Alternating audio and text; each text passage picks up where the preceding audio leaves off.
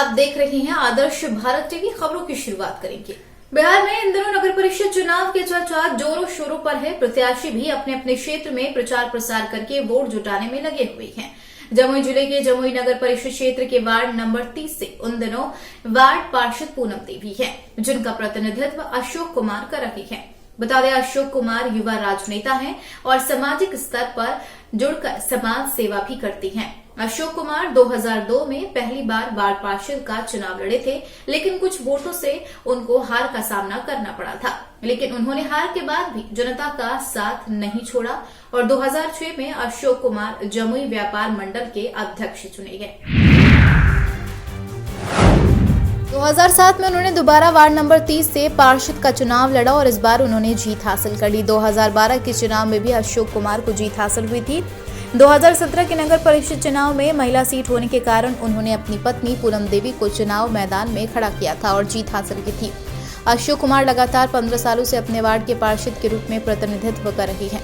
आदर्श Bharat TV के संवाददाता ने जब उनसे बातचीत की तो उन्होंने अपने मन की बात जनता के सामने रखी। उन्होंने बताया, 15 सालों से वार्ड नंबर 30 में भय और भ्रष्टाचार नहीं है। सरकार द्वारा जो भी योजनाएं आई उनको धरातल पर उतारा गया, फिर चाहे वह प्रधानमंत्री आवास योजना हो या सड़क निर्माण कराना हो, गली नली का कार्य हो या फिर साफ सफाई हो या पेंशन योजना हो, हर क्षेत्र में ईमानदारी से काम किया गया। हर क्षेत्र में जनता को साथ लेकर जनता के हित में कार्य किया गया। उन्होंने बताया, अभी तक 400 लोगों को प्रधानमंत्री आवास योजना, 100 लोगों को पेंशन, वार्ड में सभी जगह का सड़क निर्माण, गली नली का निर्माण, साफ सफाई, लोगों को राशन कार्ड बनवाना, इस तरह के महत्वपूर्ण कार्य 15 सालों से लगातार चल रही हैं। अशोक कुमार ने बताया, 2017 में उन्होंने अपनी पत्नी पूनम देवी के चेयरमैन के लिए दावेदारी करवाई थी, लेकिन अफसोस की है उन्हें एक वोट से हार का सामना करना पड़ा था। आपको बता दें, अशोक कुमार लगातार अपने क्षेत्र में जनता की सेवा करने के लिए जाने जाते हैं। यही कारण है 15 सालों से लगातार वार्ड नंबर 30 के वार्ड पार्षद बने हुए हैं। अशोक कुमार हमेशा लोगों के साथ होते हैं। लोगों को जब भी उनकी जरूरत होती है वह साथ होते हैं। फिर चाहे किसी घटना या दुर्घटना हो, अशोक कुमार तुरंत इलाज करवाने के लिए आगे आते हैं। बताया जा रहा, अशोक कुमार हर साल 15 लोगों का आंख का ऑपरेशन मुफ्त में करवाते हैं। ठंड के दिनों में लोगों को कंबल का वितरण करना, गरीबों की आर्थिक मदद करना, गरीबों की लड़कियों की शादी करवाना, यह सब भी अशोक कुमार हर साल करते हैं। अशोक कुमार का कहना है, पैसा कमाना मेरी इच्छा नहीं है। मैं पैसा कमाने के लिए राजनीति में नहीं आया हूँ। मेरा उद्देश्य लोगों की सेवा करना है। अशोक कुमार ने अपने वार्ड की जनता से अपील की है, इस बार 2022 के नगर परिषद चुनाव में उन्हें एक बार मौका दिया जाए। उन्होंने बताया, इस बार वार्ड परिषद चुनाव में अगर वह जीत जाती है तो चेयरमैन की दावेदारी जरूर करेंगे। बिहार में नगर परिषद का जो चुनाव है उसका चर्चा जोरों शोरों से है। प्रत्याशी भी अपने क्षेत्र में चुनाव को लेकर तैयारी शुरू कर दी है। अभी मैं जमुई जिले के जमुई नगर परिषद क्षेत्र के वार्ड संख्या 30 में आया हूँ। यहाँ से वर्तमान वार्ड पार्षद हैं पूनम देवी जी, जिनका प्रतिनिधित्व कर रहे हैं अशोक कुमार। अशोक कुमार जी के बारे में आपको बता दें कि ये एक युवा काल से ही समाज सेवी के रूप में जुड़े हुए हैं और जनता के बीच में अपना ये समाज सेवी के रूप में जनता का सेवा कर रहे हैं। 2002 में ये फर्स्ट बार चुनाव लड़े थे वार्ड पार्षद का, लेकिन चुनाव हार गए। 2002 के बाद ये 2007, 2012 और 2017 में ये 3 टर्म चुनाव लड़े और तीनों टर्म ये जीते। यानी ये 15 वर्ष से अपने वार्ड नंबर 30 के वर्तमान वार्ड पार्षद हैं। आज हम इनसे जानेंगे कि इन्होंने अपने क्षेत्र में 15 साल के दरमियान क्या क्या विकास का काम किया और आने वाले जो चुनाव होगा 2022 में वो किन किन मुद्दों को लेके जनता के बीच में जाएंगे। तो सबसे पहले आपका हमारे चैनल में बहुत बहुत स्वागत है अशोक जी। आप लगातार 15 साल से वर्तमान वार्ड पार्षद हैं वार्ड नंबर 30 के। आपके द्वारा क्या क्या विकास का काम किया गया है? सबसे पहले तो हम आपको धन्यवाद देते हैं कि आप अपने चैनल के माध्यम से हमसे संपर्क किए हमको। इसके लिए पुनः एक बार फिर धन्यवाद आपको करते हैं। और रही बात विकास की, तो लगातार हम 15 साल से लगातार हम हैं।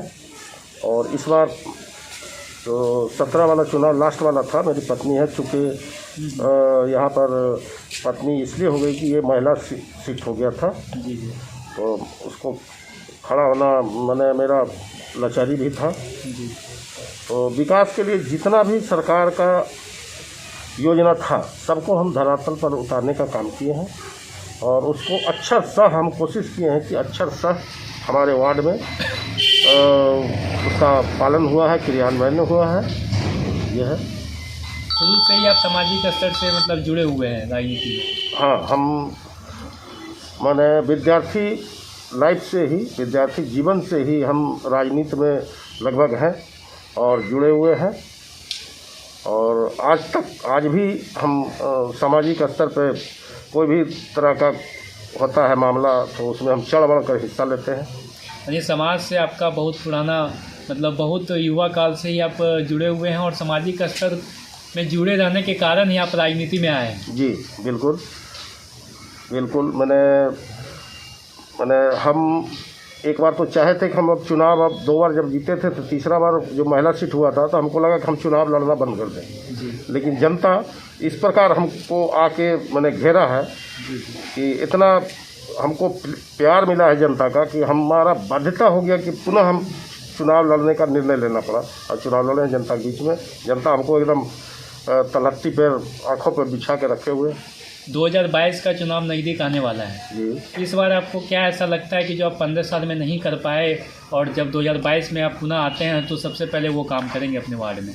सबसे पहले मैं एक बात बता दूं कि जो 2 टर्म हमने मैंने जीत के जब चुनाव आया था, जब हम स्वयं थे, प्रतिनिधित्व कर रहे थे, उस समय का कार्यकाल और ये 5 वर्ष का ये जो पंचवर्षीय कार्यकाल चल रहा है, इतना घटिया और इतना दुखद कभी देखने को हमको 10 साल में नहीं मिला। इसका रीजन है कि जो इसमें जो अध्यक्ष पद पर जो लोग थे जी, पता नहीं उनको जानकारी का अभाव था या उसको बढ़िया से क्रियान्वयन नहीं कर पाए, सभी को एक साथ लेके नहीं चल पाए, जिसके कारण कि बहुत सारा उसमें और पदाधिकारियों का भी बदला बदली होते रहा है, जिससे कि जिसका प्रभाव नगर परिषद पर पड़ा है और उसका दुष्प्रभाव हमारे 30 वार्ड की जनता पर पड़ा है। आप हमारे चैनल के माध्यम से अपने क्षेत्रवासियों से क्या अपील करना चाहेंगे?